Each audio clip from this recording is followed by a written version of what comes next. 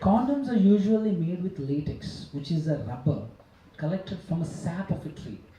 60% is latex and other 38.5% is water. You know, the other 1.5% is the 1.5 the 1.5 అది కాదు నుడేసేది కాదు అసలు ఇంత ఏది తర్వాత అంటే నాకు తెలుసు అది కాదు వాడక మునుపు గురించి చెప్తున్నాను మీరు.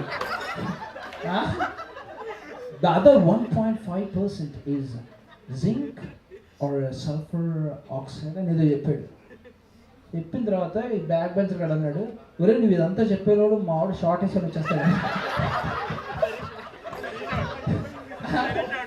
అది కొంచెమే చెప్పాడు, కానీ ఇక్కడ బర్డ్ ఈడు కాదు వాడు